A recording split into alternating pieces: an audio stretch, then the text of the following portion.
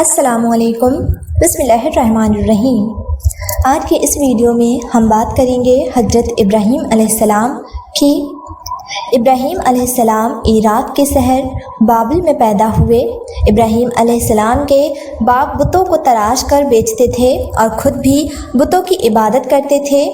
ابراہیم علیہ السلام نے اپنے باپ اور اپنی قوم سے فرمایا، تم کس کی عبادت کرتے ہو؟ وہ کہنے لگے، بتوں کی۔ ابراہیم علیہ السلام نے فرمایا، جب تم بتوں کو پکارتے ہو تو کیا وہ سنتے بھی ہیں یا وہ تمہیں کوئی نفع اور نقصان بھی پہنچا سکتے ہیں؟ تو لوگوں نے کہا، ہم کچھ نہیں جانتے، ہم نے تو اپنے باپ داداؤں کو اسی طرح کرتے پایا ہے۔ اللہ نے ابراہیم علیہ السلام کو کم عمر میں ہی ہدایت دے دی تھی، اسی لیے ابراہیم علیہ السلام نے کبھی ایک لمحے کے لیے بھی بتوں کی عبادت نہیں کی تھی۔ ابراہیم علیہ السلام نے اپنے باپ کو سمجھانے کی بہت کوشش کی اور فرمایا، ابا جان، مجھے ایسا علم ملا ہے جو آپ کو نہیں ملا، اسی لیے میرے ساتھ ہو جائیے، میں آپ کو سیدھا راستہ دکھاؤں گا۔ ابا، شیطان کی عبادت نہ کیجیے، بے شک شیطان اللہ کا نافرمان ہے۔ ابا، مجھے ڈر لگتا ہے کہ آپ کو اللہ کا عذاب نہ آ پکڑے، کہ آپ شیطان کی ساتھی نہ ہو جائیں۔ ان کے باپ نے جواب دیا، اے ابراہیم، کیا تو میرے معبود سے فرا ہوا ہے؟ اگر تو باز نہ آیا تو میں تجھے سنسار کر دوں گا، تو مجھ سے دور چلا جا اور کبھی نظر نہ آئے۔ ابراہیم علیہ السلام نے اپنے باپ سے فرمایا، آپ پر سلامتی ہو، میں اپنے رب سے آپ کے لیے بخشش طلب کرتا رہوں گا۔ والد کے سخت جواب کے بعد ابراہیم علیہ السلام نے ان سے علیحدگی اختیار کر لی۔ ابراہیم علیہ السلام بت پرستی سے سخت چڑھتے تھے۔ عید کے دن ان کی قوم کے لوگ کھانا پکا کر معبود کے سامنے رکھ دیتے، پھر شہر کے باہر ایک میدان میں جمع ہوتے، وہاں کھیلتے کودتے اور خوشیاں مناتے۔ شام کو گھروں کی طرف آتے، صبح بتوں کے پاس جو کھانا رکھ گئے تھے اس کو اٹھاتے اور تورک سمجھ کر کھا جاتے۔ اس دفعہ جب عید کا دن آیا تو سب تیار ہو گئے، پر ابراہیم علیہ السلام تیار نہیں ہوئے۔ وہ لوگ جانے سے پہلے ابراہیم علیہ السلام کے پاس آئے اور پوچھا، کیا آپ ہمارے ساتھ نہیں جائیں گے؟ ابراہیم علیہ السلام نے آسمان کی طرف نگاہ کی اور فرمایا، میں بیمار ہوں۔ وہ لوگ ابراہیم علیہ السلام کو چھوڑ کر چلے گئے۔ پھر ابراہیم علیہ السلام ان بتوں کے پاس گئے، دیکھا کہ ان کے سامنے کھانا پڑا ہے اور ان بتوں نے اس کھانے کو چھوا تک نہ تھا۔ ابراہیم علیہ السلام نے انہیں مخاطب کر کے کہا، اتنے تنا کھانا تمہارے سامنے پڑا ہے، تم اس کو کھاتے کیوں نہیں؟ تمہیں کیا ہو گیا ہے کہ بات تک نہیں کرتے؟ پھر پوری طاقت سے کلہاڑی لی، بڑے بت کو چھوڑ دیا، تمام چھوٹے بتوں کو توڑ کر کلہاڑی بت کے کندھے پر رکھ دی۔ لوگ جب واپس لوٹے تو حیران رہ گئے کہ کیسے ہو گیا۔ قوم کے لوگوں نے مشورہ کیا کہ سب کو جمع کرو اور ابراہیم کو بلاؤ اور اسے سزا دو۔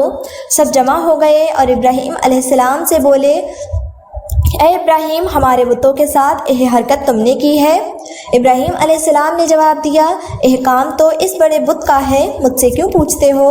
تم اپنے معبود سے کیوں نہیں پوچھ لیتے کہ ان کے ٹکڑے ٹکڑے کس نے اڑائے ہیں؟ ابراہیم علیہ السلام کی بات سن کر وہ سب سوچ میں پڑ گئے کہ پھر کہا، اے ابراہیم، کیا تمہیں علم نہیں کہ بول نہیں سکتے؟ اب ابراہیم علیہ السلام نے فرمایا، تم اللہ کے سوا ان کی عبادت کیوں کرتے ہو جو تمہیں کچھ بھی نفع نہ دے سکے اور نہ ہی نقصان پہنچا سکے؟ تعجب ہے تم پر اور ان پر بھی جن کو تم اللہ کے سوا پکارتے ہو، تم خود اپنے ہاتھوں سے تراشتے ہو، کیا تم میں بالکل عقل نہیں؟ لیکن سب کچھ سمجھنے کے بعد بھی وہ لوگ اپنے کفر پر ڈٹے رہے اور ابراہیم علیہ السلام کو سزا دینے کا فیصلہ کر لیا۔ پھر ان لوگوں نے ایک میدان میں کئی دن تک خوب ساری لکڑیاں جمع کی اور اس میں آگ لگا دی۔ جب آگ خوب بھڑک اٹھی تو انہوں نے ابراہیم علیہ السلام کو رسیوں سے باندھ کر اس آگ میں ڈال دیا۔ اس وقت ابراہیم علیہ السلام نے دعا پڑھی، حسبنا اللہ و نعم الوکیل، میرے لیے اللہ کافی ہے اور وہی بہترین کارساز ہے۔ اللہ نے آگ سے فرمایا اے آگ ابراہیم پر ٹھنڈی ہو جا اور سلامتی والی ہو جا۔ چنانچہ جب ابراہیم علیہ السلام کو آگ میں ڈالا گیا تو وہ ٹھنڈی ہو گئی۔ آگ بھی اللہ کے حکم کے بغیر نہیں جل سکتی، اسی لیے کیونکہ یہ بھی اللہ کی مخلوق ہے اور اس کی قدرت بھی اللہ کے پاس ہے، اسی لیے جب آگ کو اللہ کی طرف سے ٹھنڈا ہونے کا حکم ہوا تو وہ ٹھنڈی ہو گئی۔ آگ نے نہ ابراہیم علیہ السلام کے کپڑے جلائے نہ جسم کے کسی حصے کو نقصان پہنچایا، صرف وہ رسیاں جلائیں جن سے آپ کو باندھا گیا تھا۔ لوگ آگ کے آس پاس ابراہیم علیہ السلام کو جلتا ہوا دیکھنے کے لیے کھڑے تھے، لیکن وہ یہ دیکھ کر حیران رہ گئے کہ ابراہیم علیہ السلام بڑے ناز سے آگ کے درمیان بیٹھے ہیں۔ لوگ اس معجزے کو دیکھ کر حیرت زدہ تھے۔ پھر ابراہیم علیہ السلام آگ سے نکلے۔ اتنا بڑا معجزہ دیکھنے کے بعد بھی لوط علیہ السلام کے سوا کوئی ایمان نہیں لایا۔ پورے بابل شہر کے لوگ کفر پر ڈٹے رہے۔ ابراہیم علیہ السلام ان کا یہ رویہ دیکھ کر نا امید ہو گئے کہ اس سے بڑھ کر یہ کون سا معجزہ دیکھنا چاہتے ہیں۔ اس وقت بابل پر نمرود نامی بادشاہ کی حکومت تھی۔ جب اس کے پاس اس معجزے کی خبر پہنچی تو اس نے اپنے دربار میں ابراہیم علیہ السلام کو پیش کرنے کا حکم دیا۔ اس نے ابراہیم علیہ السلام سے ان کے رب کے بارے میں پوچھا۔ ابراہیم علیہ السلام نے جواب دیا میرا رب وہ ہے جو زندہ کرتا ہے اور مارتا ہے۔ جواب میں اس نے کہا میں بھی زندہ کرتا ہوں اور مارتا ہوں۔ اس نے حکم دیا کہ جیل سے 2 آدمیوں کو لے جاؤ۔ پھر اس نے ایک کو قتل کرنے کا حکم دیا اور دوسرے کو معاف کر دیا اور کہنے لگا کہ دیکھ لو میرے حکم سے لوگ مرتے ہیں اور میرے حکم سے انہیں زندگی ملتی ہے۔ اس پر ابراہیم علیہ السلام نے کہا بے شک اللہ سورج کو مشرق سے لاتا ہے تو اس کو مغرب سے لے آ۔ اس پر نمرود کے پاس کوئی جواب نہ تھا۔ پھر اس نے ابراہیم علیہ السلام کو شہر سے نکل جانے کا حکم دیا۔ ابراہیم علیہ السلام عراق کو چھوڑ کر شام کی طرف چل دیے۔ یہاں پر انہوں نے اپنے چاچا کی بیٹی سارہ علیہ السلام سے شادی کی اور یہیں رہنے لگے۔ اس شہر کے لوگ بتوں کی پوجا نہیں کرتے تھے بلکہ ستاروں کو پوجتے تھے۔ یہ لوگ رات کو عبادت کرتے تھے کیونکہ ستارے رات کو دکھتے ہیں۔ ایک رات ابراہیم علیہ السلام ان لوگوں کے ساتھ نکلے اور ایک چمکتے ہوئے تارے کو دیکھ کر مذاق میں بولے کہ یہ میرا رب ہے۔ پھر جب وہ تارا چھپ گیا تو بولے کہ یہ میرا رب کیسے ہو سکتا ہے جو چھپ جائے۔ اگلی رات انہوں نے چاند کو دیکھ کر بولا یہ میرا رب ہے۔ پھر جب دن ہوا اور چاند چھپ گیا تو بولے یہ رب کیسے ہو سکتا ہے۔ اگر دن کے وقت کسی کو اپنے رب کی حاجت ہوگی تو وہ کیا کرے گا۔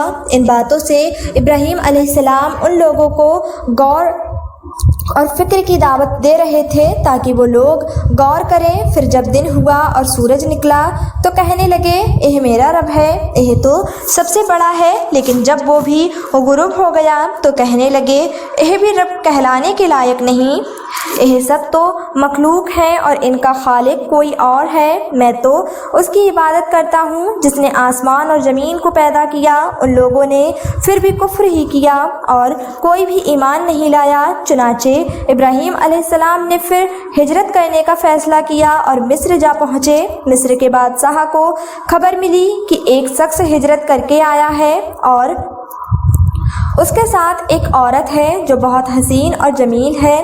اس بادشاہ نے اپنے لوگوں کو بھیجا کہ اس عورت کو میرے پاس لے آؤ اور پتہ کرنا کہ اس کے ساتھ جو آدمی ہے وہ کون ہے، اگر وہ اس کا شوہر ہو تو اسے قتل کر دینا۔ ادھر بادشاہ نے اپنے لوگوں کو بھیجا، ادھر اللہ نے ابراہیم علیہ السلام کو وحی بھیج دی۔ ابراہیم علیہ السلام نے سارہ علیہ السلام سے کہا اگر وہ تم سے میرے بارے میں پوچھے تو کہہ دینا تم میری بہن ہو۔ اور پھر انہوں نے سمجھایا کہ اس روح زمین پر میرے اور تمہارے سوا کوئی ایمان والا نہیں، اس لحاظ سے تم میری دینی بہن ہو۔ اس ظالم بادشاہ نے سارہ علیہ السلام کو اپنے محل میں بلا لیا۔ جب اس نے سارہ علیہ السلام کے ساتھ بدکا کرنے کے لیے اپنے ہاتھ آگے بڑھائے تو سارہ علیہ السلام نے اللہ سے دعا کی اور دعا کی برکت سے اس بادشاہ کا ہاتھ جم گیا۔ وہ بری طرح چیخنے لگا اور اس کے سارے ملازم آ گئے۔ یہ دیکھ کر سارہ علیہ السلام ڈر گئیں اور سوچا کہ اگر یہ مر گیا تو لوگ یہ سوچیں گے کہ میں نے اسے قتل کیا۔ پھر انہوں نے اسے نجات دینے کے لیے اللہ سے دعا کی اور اس بادشاہ کا ہاتھ ٹھیک ہو گیا، پر اس نے پھر سے وہی حرکت کی، اس کا ہاتھ پھر جم گیا۔ ایسا 3 مرتبہ ہوا اور آخری بار اس نے سارہ علیہ السلام سے وعدہ کیا کہ اب کی بار اگر تو مجھے اس مصیبت سے نجات دلائے گی تو میں تجھے چھوڑ دوں گا۔ پھر سارہ علیہ السلام نے اللہ سے دعا کی اور وہ ٹھیک ہو گیا۔ پھر اس نے سارہ علیہ السلام کو عزت سے رہا کر دیا اور ان کی خدمت کے لیے اپنی بیٹی ہاجرہ کو ان کے ساتھ کر دیا۔ سارہ علیہ السلام جب واپس آئیں تو ابراہیم علیہ السلام نے فرمایا کہ اب ہم یہاں نہیں رہیں گے بلکہ واپس جائیں گے۔ پھر وہ لوگ واپس فلسطین چلے گئے۔ ابراہیم علیہ السلام کی عمر 86 سال کی ہو گئی، پر ان کی کوئی اولاد نہ تھی، تو سارہ علیہ السلام نے سوچا میں بانجھ ہوں اور ابراہیم علیہ السلام کو اولاد کی تمنا ہے، تو کیوں نہ میں ہاجرہ علیہ السلام کا نکاح ابراہیم علیہ السلام سے کرا دوں۔ پھر ابراہیم علیہ السلام اور ہاجرہ علیہ السلام کا نکاح ہو گیا۔ اللہ نے ابراہیم علیہ السلام کی اولاد کی دعا قبول کی اور بیٹے اسماعیل علیہ السلام سے نوازا۔ پھر اللہ کا حکم ہوا کہ اپنی بیوی ہاجرہ علیہ السلام اور بیٹے اسماعیل علیہ السلام کو لے کر مکہ روانہ ہو۔ اس وقت مکہ ایک بالکل بنجر جگہ تھی۔ یہاں پر ابراہیم علیہ السلام اپنی بیوی بچے کو چھوڑ کر جانے لگے تو ہاجرہ علیہ السلام کو بہت حیرانی ہوئی اور وہ اپنے شوہر سے پوچھنے لگی، اے ابراہیم ہمیں کہاں چھوڑے جا رہے ہو؟ یہاں نہ پانی ہے، نہ خوراک، نہ کوئی انسان۔ ابراہیم علیہ السلام نے کوئی جواب نہیں دیا اور چلتے رہے۔ ہاجرہ علیہ السلام ان کے پیچھے پیچھے چلتی رہیں اور سوال کرتی رہیں کہ ہمیں کس کے حوالے کر کے جا رہے ہو؟ یہ تو بالکل بے آباد جگہ ہے۔ ابراہیم علیہ السلام نے پھر بھی کوئی جواب نہیں دیا۔ آخر حضرت ہاجرہ علیہ السلام نے ان سے پوچھا کہ آپ کو اللہ نے اس کام کا حکم دیا ہے؟ تو ابراہیم علیہ السلام نے فرمایا ہاں۔ تب سیدہ ہاجرہ مطمئن ہو گئیں اور بولیں اگر یہ بات ہے تو اللہ ہمیں بالکل ضائع نہیں ہونے دے گا۔ خوراک اور پانی چند دن میں ختم ہو گیا، پانی کا ایک بھی قطرہ نہ بچا۔ خوراک نہ ملنے کی وجہ سے ماں کا دودھ بھی خشک ہو گیا۔ ناظرین آج کی ویڈیو میں بس اتنا ہی، ملتے ہیں اس کے اگلے پارٹ کے ساتھ، تب تک کے لیے اپنا بہت سارا خیال رکھیں، دعاؤں میں یاد رکھیں۔ اللہ حافظ۔